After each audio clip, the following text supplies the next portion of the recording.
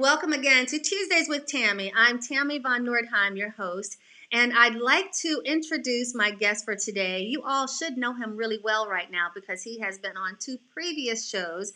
I'd like to introduce Hank Stewart.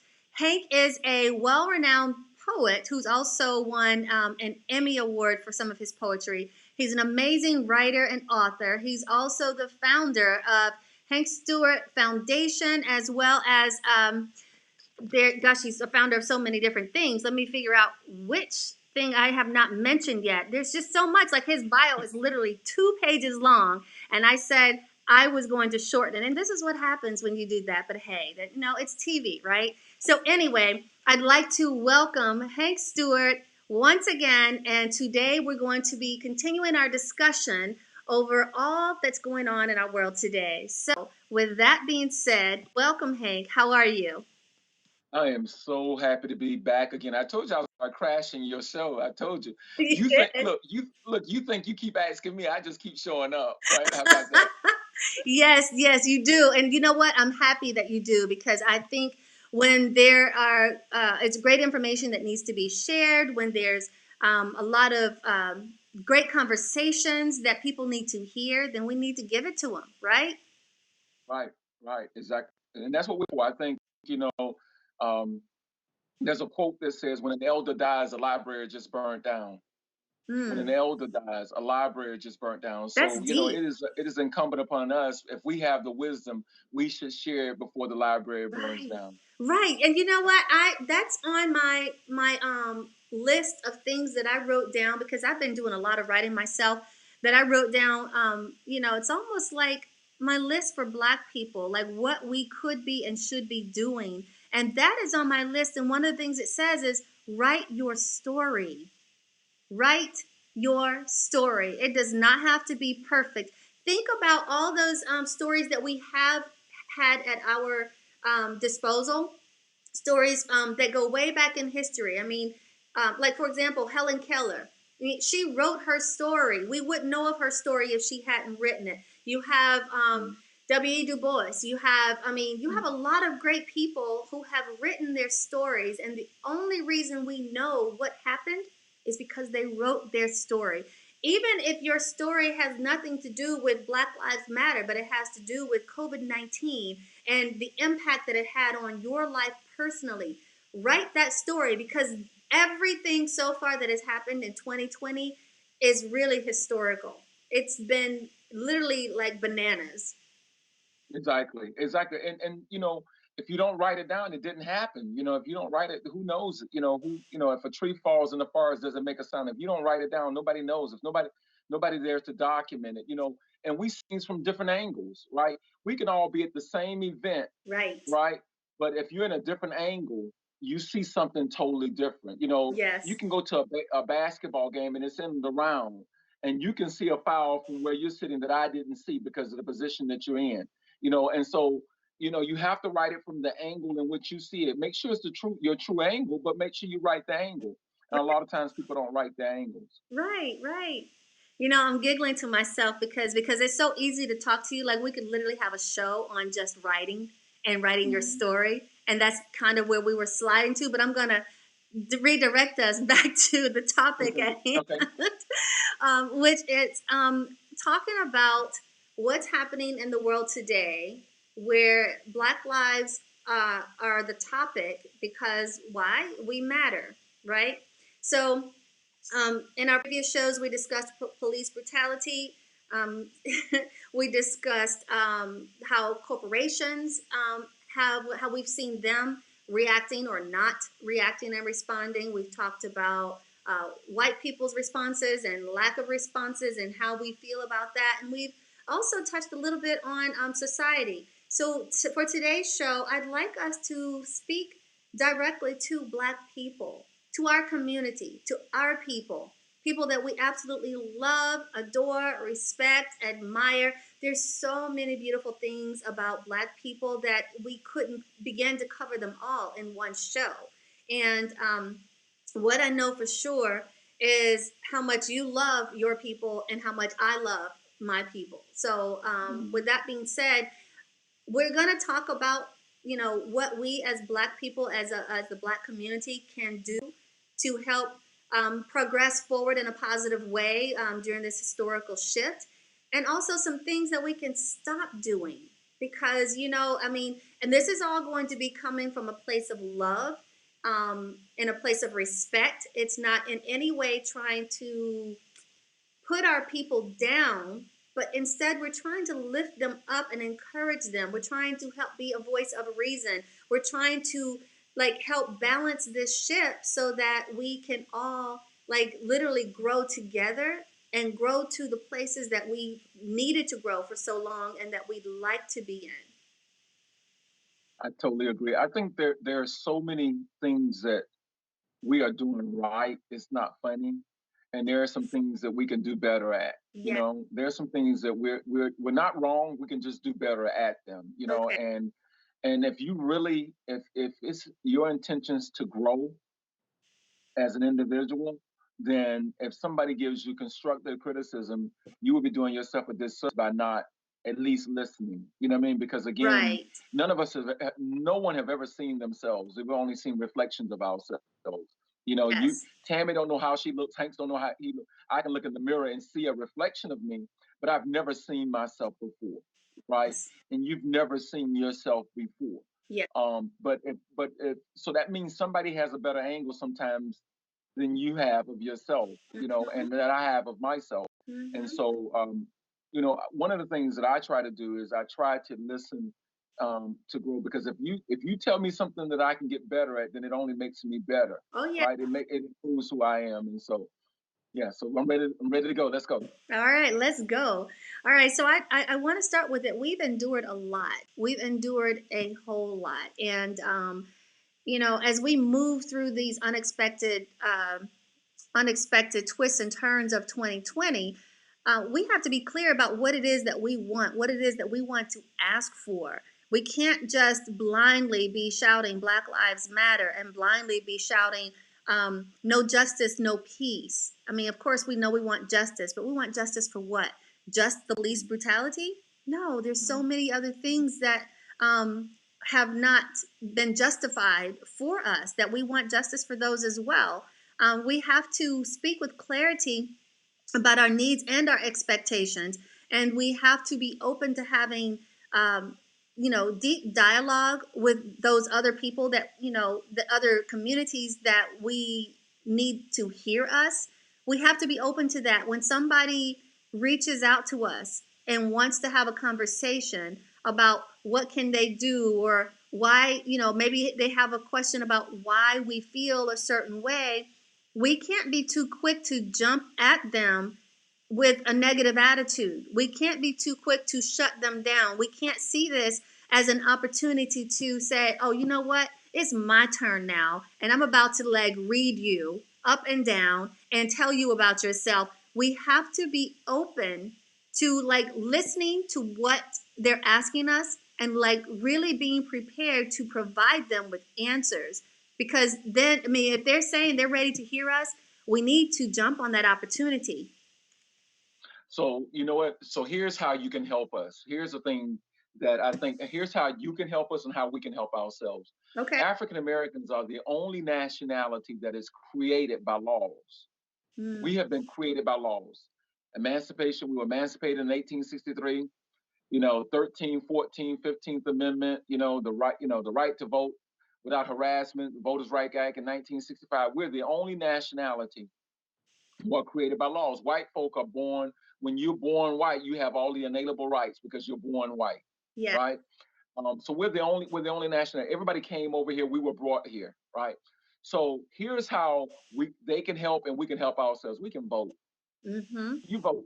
There are bills right now. There. Well, let's start from the top. There's somebody that's occupying 1600 Pennsylvania Avenue. If you're with us, that you would help get out of the office for us, because bills and legislation and amendments that he's pushing through that really don't mean good, they're not good. Let me give you an example. 46 minus one has appointed over 130 judges to federal courts around the country. 130. Those are lifetime appointments to those benches. Yep. You have young white males who have never tried a case, never been in a courtroom, now are sitting there as federal judges, right? So when you start talking about why we're facing some of the things we're facing when we go to court, we go, there's nobody who has our who looks like us in the courts. There's nobody who knows our story. There's nobody who's, advocating on our behalf. Right. Then so we need to go out and vote, and we need folk to vote like we vote. Vote for change. Georgia is one of only four states that does not have a hate crime bill. Mm. Only one of four. And the Hmm. bill, and so a bill has been introduced for House Bill 426, and it's been introduced in a lot. Matter of fact, a lot of the major corporations have signed on that this bill needs. Coca-Cola, UPS, Delta Airlines, a lot of the Georgia-based companies have signed on that this bill needs to be passed. So, how we can help ourselves? We can all vote, and we vote in the same way, vote the right way, vote. You don't want to be on the wrong side of history on this. Right. And the wrong side of history is not supporting a hate crime bill. You don't want to look, and for legislators, that your record is, I mean, your voting record is there. It's solid. We can see your voting record. We can see who you voted for or did not vote for, what you voted for or did not vote for. Hmm. So, you know, I just think that our friends, I said something on our last uh, meeting, like Dr. King says, in the end, I remember not the voice of my enemies, but the silence of my friends. And so call yourself your friend, my friend, and there's a knee on my neck or a foot on my back, Right. and you really care about me, and you know how that knee got there and on my neck or on my back, then you vote against it. Right, right, right, exactly. And that's actually one of the things I have on my list too is like to educate yourself on the laws, the Constitution, the legislations, and your Black history. One thing that I can say that's coming out of what's happening right now is there are so many stories in Black history that I myself had never even heard of that are coming out, and pictures that I've missed, I haven't seen them. It's been very enlightening. It's been very sad, but it's also been very enlightening. And so a lot of times we don't know. First of all, we really don't know what we don't know. And when you say, for example, decide, let me Google Black history, if you still don't know certain keywords to put in for certain eras, you're not going to find anything, because even just Googling, if it's not been a staple of regular education, it's not going to come up as readily. And so I've really been glad to see a lot of the stuff that has popped through. But even more than that, another thing that I have on my list that we as a Black community can do is run for office. We really need to step up, not be afraid of it, and to not be passive about it, but to literally run for office. We need to have our faces up in there. We need to like understand what's happening and what's going on and be able to use our voice. If you run for office and you do it properly, and you have tried to live a legitimate life of, you know what I mean, that's preparing you for something like this, I promise you, especially in these days, you will get the votes. But then the next thing is So to encourage people to go vote, right? so here's where it starts. This past year, my foundation. Matter of fact, we got some more kids that's going to do it in the next couple of weeks. But this past year, we've had what we call pages. Okay. A page is a young person who goes down to the Capitol. They're usually between the ages of they're 17 and under, or 12 to 17, I think it is. You have to be at least between those ages. Yes. And what pages do, a page is a young man or a young woman, and they page for a particular house representative or a senator. And so what they do is they come in and they run errands, and they might go and they take somebody like Tammy might have a message that she wants to go and see her state senator. And so a page would take on the House floor, on the Senate floor, would take a message to Senator Gail Davenport and say, Miss Tammy, one of your constituents wants to see you out here. And so the page would take it. For years, down at the state capitol, the majority of the pages were Caucasian. Why is that important that Black kids page? Because that's where that political bug starts to bite. Mm-hmm. You know what I mean? That's where kids, and so what would happen is what you see is in some, and I hate to keep saying Caucasian black schools, da da da. What you see is a lot of times those kids who are running for class president, you know, in the sixth and seventh grade or eighth grade, then they come down here and page, and then they go back, and then they go back, and they understand legislation, they understand how law. Then they become the senior class president. They go down and they page again, and then they go to college and they run for class president in college, and they're all they're doing is positioning themselves. Some of them know about it. Some Caucasian, and I'd say African Americans too, because I've seen some young kids who know they want to run for political office. So they start setting their political agenda at 10 years old, 12 years old. They want. But if we don't expose our children to paging and to understand what's happening at the Capitol and the bills that are being introduced and all the legislation and how governments, who's the state representative, how do you have an office in the Capitol versus across the street in the Covendale building? Why, your seniority gives you that. You Right. know what I mean? So if you don't understand legislation, if you don't understand laws, you don't understand that. And so we got to start pushing our children towards paging. And you're right. You're absolutely correct when you say things like we want to make sure that we start getting people, primed for bills. If you're not primed to run, if your history is so bad as a person, it's harder for you to run for office because your opponent is going to use all of that against you. Your opponent is going to use you were, embezzling money, or your opponent is going to use you were in jail for this or drunk driving for that. So you have to find a way to make sure that we get our young people engaged in this political process a lot quicker, and if they get in this political process a lot quicker and understand how the political process works and how running for office works, understand how to hold an office works, then you stand a better opportunity as a young person, to being ready for office. Right, right. You have to start them early, right? You got to start them up early, and that's so many cases start so late. A lot of us start thinking about running for office when we're in our late 30s, early 40s, sometimes even 50s. Hmm. And so you have to learn the political game by then. Well, these kids who've been paging since they were 10 and 12 years old, and understand how to maneuver themselves around the Capitol or around City Hall, you know, they understand, or even if you're in the state's Capitol, you can page for the state's Congress and Senate. So a lot of other kids get an opportunity to see how that process works a lot quicker than our children do. And so by the time we figure the game out, we've already messed up all other things in some cases. So I've had a lot of friends of mine say I can run for office, but my history won't allow me to run. My history won't pass the smell test. You know what I mean? Right, Um, so they don't want to run. right. Exactly. I hear you. And I think it's really important that we start them younger, right? So if people are interested in supporting and volunteering for your Hank Stewart Foundation, how would they go about doing that?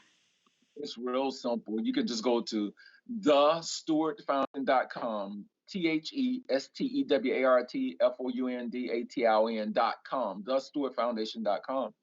And we have you can sign up for our mailing list and you can send us messages. We've been really really fortunate, Tammy. Over this 15th year, we just our 15th year this month, and we've helped over 20,000 kids. We have a career day that we average. Usually, when we're going to someone's school, we'll take over that school, and they might have anywhere between 900 to 1,500 students. We have job fairs. We've helped over 20,000 kids in some type of way touch in the last 15 years, and we're real proud of that. A lot of major corporations have stepped up and helped us, and you can see a lot of those names when you go to the foundation.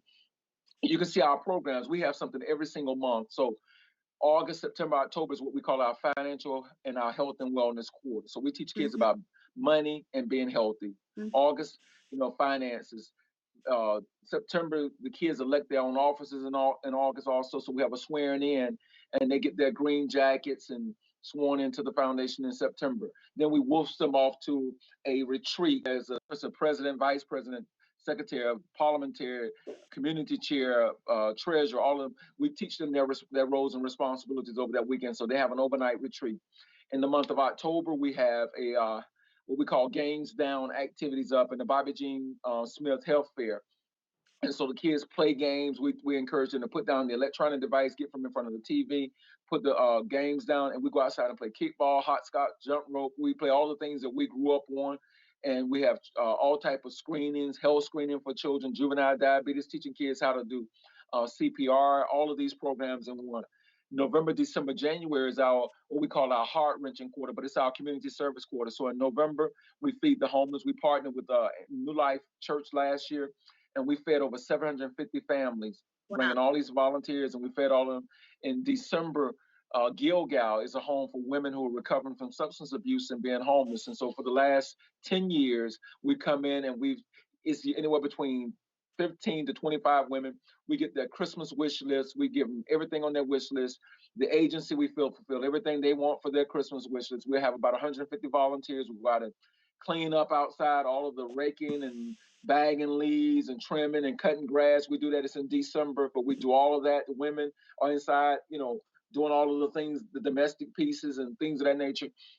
Um, the women, we bring in gently used clothing for the women, so they get anywhere between 3 to 4 weeks worth of professional work clothing to Yes. go out into the work environment. They get purses, makeup. We do massages. Waffle House normally comes and feeds them breakfast in bed. We'll bring a caterer to come in and we do lunch. Our kids serve the lunch. And then the women get an opportunity to put on one of their favorite outfits that they've chosen, and they walk the red carpet to "This Oh. Girl Is on Fire." And so we Oh. all cheering them on. It's one of the most amazing things. That's in December. January, we spend that time with senior citizens. Like I said, there's a quote that says, "When an elder dies, the library just burned down." So what we get our young people to do is go in and sit at the feet and interview seniors. And so Mhm. they ask them questions, all kind of questions. What would you have done in this situation? So they get an opportunity to transfer that knowledge. And then the kids perform for the seniors, and so we roll them all into a common area, and they perform. February, March, and April is our educational quarter. February, Black History Month. This past February, we took two buses, and I think you were trying to go down Yes. to Montgomery, excuse me, for the Lynching Museum. And so we went down and uh, it was awesome. We took two buses down to Montgomery to the Lynching Museum and the memorial, and the kids got an opportunity to eat in the pavilion, good old soul food lunch. But they got an opportunity to see all of these monuments and all of these um, statues of people who had been hung all around the country. Mhm. And so it taught them a lesson. The Brian Stevenson put that on this. It's an amazing opportunity. February, we do a women's history program. This past February, we had three amazing speakers. Judge Glenda Hatchett was one of our speakers. Dr. Hadiya Nicole Green, who has the treatment to cancer. She was our speaker. And Melanie Maddox, the very first female sheriff in DeKalb County, was our speaker. And then we do a career day in April. May, June, and July is our what we call our social quarter. Anti-bullying workshop in May. June we do a this month we just did a knowing your history and etiquette workshop. Next month etiquette, because our kids have their own white linen affair. Yeah. So we do something every single month. We just instituted a career day, not a career day, a Toastmasters for young people. Okay. So so we're virtual now, Tammy. So every first Monday and Thursday of the month, we have a Toastmaster guru that comes in. Kids are chiming in from all over the country, and now we just started an entrepreneur program. We just had our second session on Thursday, and we have a young man by the name of Alan. Mr. Allen, he comes in and he teaches entrepreneur, and he's got his master's from catalog. So Mhm. he's this guy in Northwestern University. So this guy is more than equipped. So we're constantly putting on new programs for young people. So it's free. We don't charge a child a dime for anything. They get to do all of these things for free. So we love it. Oh, I Absolutely love love it too. That's nice. I really love everything that you have worked so hard to put together. I know you were passionate about it and you were very genuine, about what you're doing. It's not for accolades or anything. You do it because it's dear to your heart.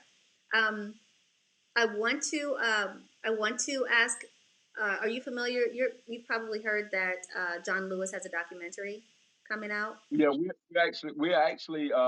one of the benefits to it. So uh, uh, good trouble. So it Yes, lands. I think it launches on the 4th of July next month, in a couple of weeks. So right. we have a landing page. So we're going to be pushing it because a portion of what when people order the film, we get a portion of it from the foundation. So yeah, I saw it. It's amazing. It's That's amazing. great. I love it.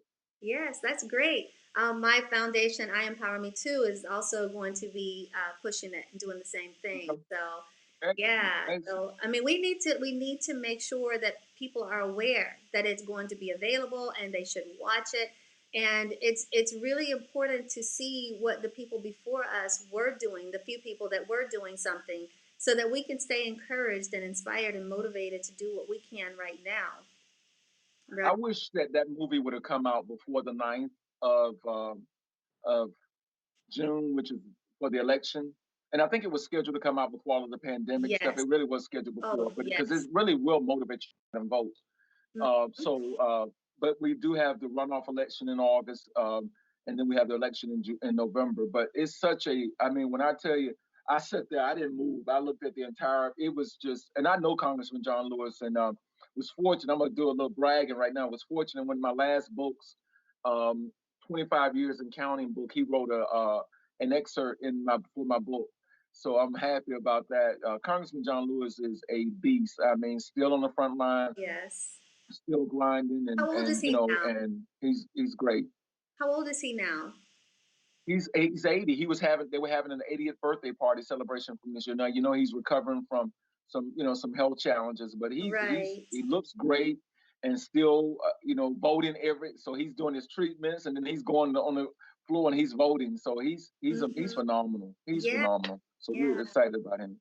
Wow. We need lots more like him, right? Yeah. Yeah. Wow. Well, Hank, it's always so good to talk to you. Do you have any encouraging words that you would like to share at this time to for any community? It doesn't have to be just for the Black community, but just any words of confidence, of encouragement, motivation that you can share, because I mean, I'm going to do a little bit of bragging. Every single poem you've written has just been so poignant. It's just amazing. And and you have a couple of books out too, right? Tabletop books that you've put to I, I public. have 5 books of poetry. I have 6 Okay. CDs, 2 novels, a coffee table book, a DVD, and one children's book. I've written 2 other children's books that we're trying to get done right now, and I have next year will be my 30th year as a poet. So I'm having my book that's coming out next year will be 30 years of chocolate. So I'm excited about that. Oh, that should be 30 great. Yeah, 30 years 30 of new pieces of chocolate. poetry. Yeah, 30 new pieces of poetry and all of Right, that. So right. So, in other words, I know that you always have like a wonderful cachet of words. What words would you share with us right now? it's something very simple. Just get in the game. Yeah. Get in the game. Get in the game. Be a part of the solution, not a part of the problem. Just get in the game. There's a position that you can play in this game that nobody else can play for you. Hmm. You got to get in the game and play your position and play it well. Hmm. I said that years ago when Colin Kaepernick was starting to protest, and I said that Colin Kaepernick would be on. If you're not supporting him, you won't be on the right side of history. Right. You know what I mean? And we didn't know history would reveal this stuff to be so right so quickly. And for less than 4 years, now you have the commissioner of football saying we got it wrong. And Colin, we want him to lead us and da da da da. So my point is saying that you don't want to be on the wrong side of history when history is written that you were not active. I remember talking to some of the civil rights legends, and they talked about how all these people said they walked with Dr. King, and one friend of mine, her mom, who was very active, Miss Orange, Reverend James Orange's wife, she says, and a lot of them were lying. She says because if they were not lying, we wouldn't have needed. Why was the request to have so many children and women on the front line? If all of these pastors who say they walk with Dr. King, if the thousands who say they walk with him, really with him, then why did you need all these women and children on the front line? Hmm. Because they didn't have enough people. He wasn't a popular figure. at the time. I think that before he died, his popularity was at 30%, 39%, something like that. He became popular after he died. And Yeah. so, you don't want to be on the wrong side of history. Get on the right side of history. Go out there and be a part of the solution, not a part of the problem. Be a part of the progression, not a problem of people stagnating it and stopping it. Get in the game. Get in the Yeah. game. Get in the game. Okay. And because I like to normalize the conversation around mental health, how do you see mental health being tied into what's happening in the world today? That's a loaded question Is that because a whole nother show? most of us have most of us have some level of trauma. Being black is mental health. Yes. Just operating daily. It's stressful for me when my son leaves my house and Hmm. wondering if he's gonna make it to his destination. That's a level, Right. that stress level, and so um, I think most people have what's PSD when PTSD. an athlete, yeah, we PTSD. have that, just as black folk coming through civil rights movement, Hmm. um, so and you can't look at mental health as if it's something wrong with the person or something physically that you can see all the time. Yeah. A lot of us are struggling from things, and so I applaud you because it's folk like you who are on the front line helping us to deal with those issues and not suffer in silence as we hear so often. Hmm. And it's because of your expertise in saying, okay, here's how you depress. We were talking, you and I were talking before, and how you depress and meditate, and how you get yourself right. And as men, a lot of times we think we can't do things to relax, and we got to always be on. We got to Hmm. always be this, and sometimes we need to, man, go and get in a nice warm bath and listen to some music and chill out. You know what I mean? Yes. You know, what I do sometimes, and especially lately over the last 3 weeks, it's gonna make you laugh, but it's true. Last week, at a certain time of the day, I turn my TV off of the news and I turn on Andy Griffin because Barney makes me laugh. I mean, Yes. I don't want to go to sleep with CNN and MSNBC on. You know what I mean? Yeah. I go to sleep listening to Barney and Andy, and I know the endings will always end up happy. Hmm. I know it's gonna always be a happy ending at the end. So, sometimes you got to turn it off. Yes, sometimes Turn you do. And in addition to you setting yourself up for a better night's sleep by turning off the news and turning on something exactly. that's going to make you laugh, what else does Hank do to practice self-care? Because you know what? And the reason I just thought to ask you this is because a lot of times when people talk about self-care, they see it as more of a female thing to do. But there's a lot of men who could definitely stand to practice some self care. And there's a lot of men who are practicing self care, but we don't hear enough about it. So I think by you sharing some things that you do to practice self care, it might be encouraging for other men to try it as well. Well, I work out every day. You and I laugh about that. Today is day 1,267 straight workout days. I've not missed Yes, a day. So every day I get up and I get on either my elliptical and I work out, or I might go out and cut my grass because I love to cut my grass. That's just me one therapeutic. with God. Okay. Yeah, it's therapy. Right. So, but I'll put on my weight vest, I'll put on my wrist weights, I'll put on my ankle weights. Like tomorrow, I'm looking forward to cutting my grass. I cut my grass every 6 or 7 days, Okay. so it's a part of my, but it's mentally so rewarding to me. Yeah. I love it. So I work out. I might take a walk. I'll get 10,000 steps walking. 4 miles. So that's my me time. That's the Okay. time that I can just sit back and think. I'm studying my poetry. Sometimes I'm listening to music, whatever. But it's so much fun. So I do that. I like to think that I'm a Renaissance. I write. Writing is therapeutic to me. So a lot of times when there's an issue, You're right I'll sit about it. down and write about it. Yes. I purge in writing. You know what I mean? Yes. And so it's a lot of fun. So find what that thing is. Now I've discovered I like to cook. I Okay. never enjoyed cooking before until COVID, right? So I love orange peel shrimp. Couldn't go out and get orange peel shrimp, so I said I'm gonna make my own orange peel shrimp. And I looked at it, what I call YouTube University. Looked Yes. at the menu, I mean the recipe, and made my own orange, and it was just as good as the one from PF Okay. Chang. Never made potato salad a day in my life. Looked at a sister making some potato salad, made my own potato salad. It was just as good as anything my mom ever made. Wow. So cooking, so there, and so getting a glass of wine and cooking and writing. Yeah. I don't have to go outside. You know what I mean? So Right. I'm enjoying it. So I think when I get through with you, I'm gonna go and get me a nice warm. It ain't gonna be a hot bath because it's hot outside, but a nice warm bath and listen to some music and drink me a glass of wine and chill. Okay. Okay. That's all good stuff. Good stuff. Thank you so much for sharing it with us. And Yeah. once again, yes, thank you once again for being on Tuesdays with Tammy. It's always great to talk to you and hear your experiences and hear your thoughts and your thought processes on things. I always like to encourage people to be thought leaders, and you are definitely someone that I consider to be a thought leader. And I'm so honored to be able to call you a friend. So a Mhm. lot of my friends are leaders like that.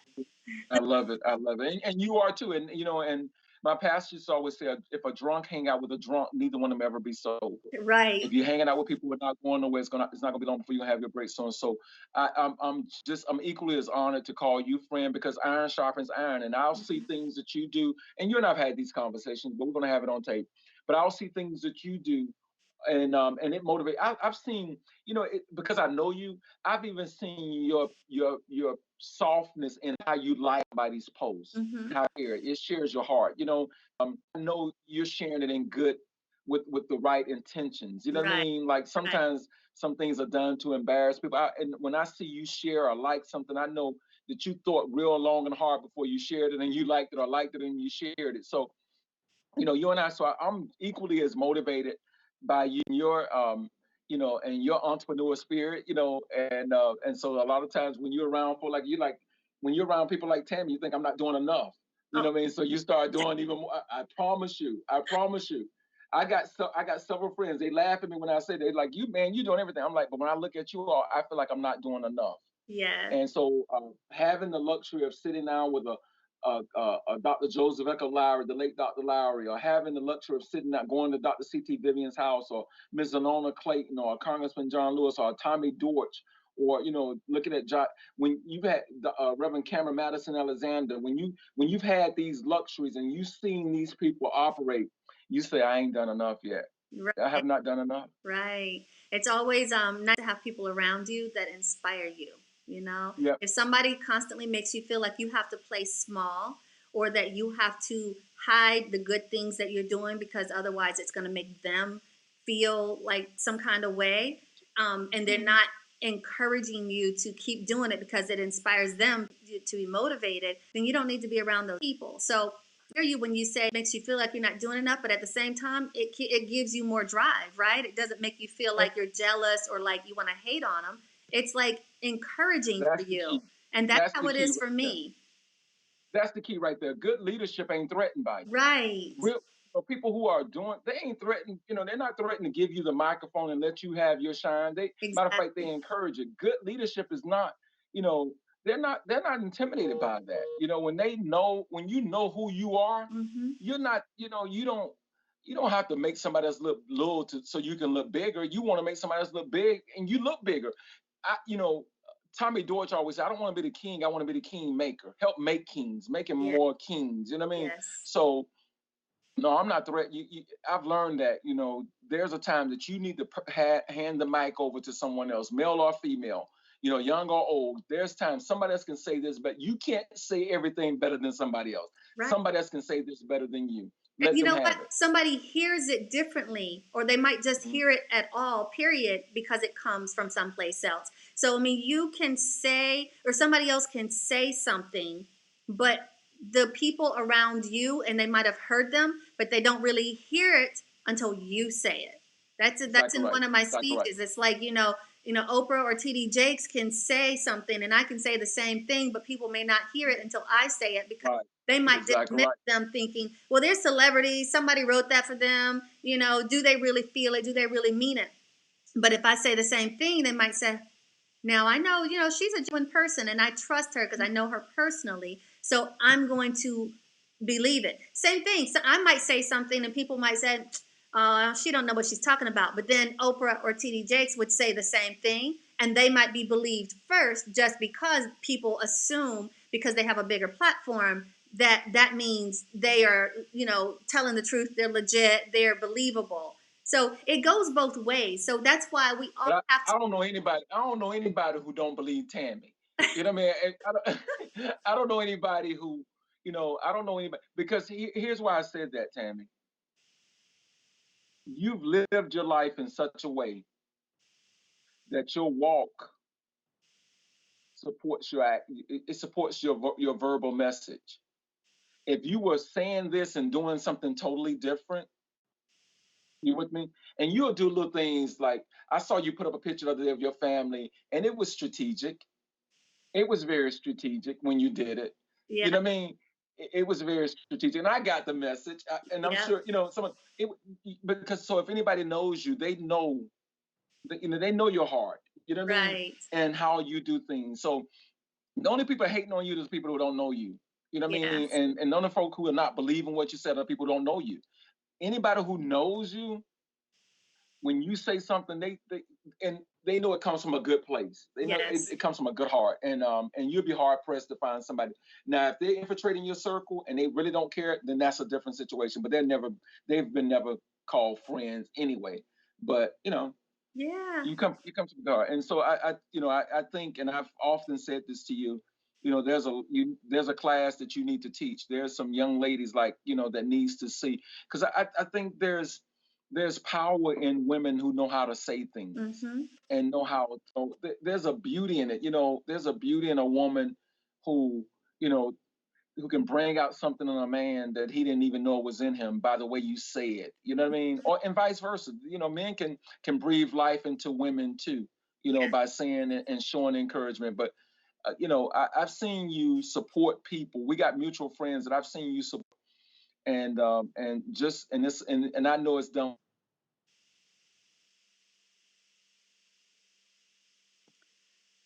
I'm not sure what happened, but we lost Hank. And oh, there you are. That I'm sorry. But So you, there are people who have supported you, and that you've supported, and I know that it's done with the right heart and the right spirit. oh, okay. All right. Well, I'm glad to see you're back because I was just thinking, oh no, we lost him mid sentence. And so I'm glad you were able to pop back on. But thank you so much for all of the encouragement and all of the positivity that your energy brings to every single conversation, not just with me, but with other people, because I also see you out there. And I don't think that people see you as someone who is just flippant. I think you come across as very genuine, authentic, and organic in everything that you do. And that's why everything that you do has just been so successful. So, continue to stay the course, continue to inspire and motivate others. And I certainly will be right there being inspired and motivated by you as well. I know you will. Thank you for always supporting me. I appreciate it. You're welcome. So, with that, we're going to wrap up this show, this latest edition of Tuesdays with Tammy. And I am certainly so excited to share Hank with you guys. It's just, you know, this series with Hank has been very enlightening.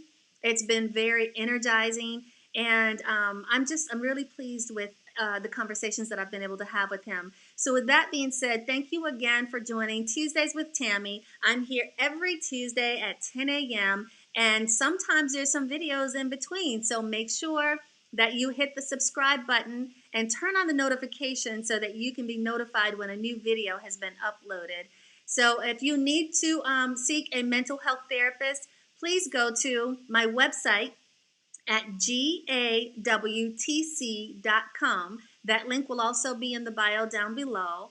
And I'm a mental health therapist here in Georgia, and I'm also practicing telehealth right now. So don't worry about exactly where the office is located and how far away it is from you. If you're anywhere in Georgia, you can have access to me as your therapist. And so, with that being said, be better today than you were yesterday, and make sure that you are better tomorrow than you have been today. And with that being said, if you'd like to be a guest on Tuesdays with Tammy, please contact me at www.tammyvaughn.com.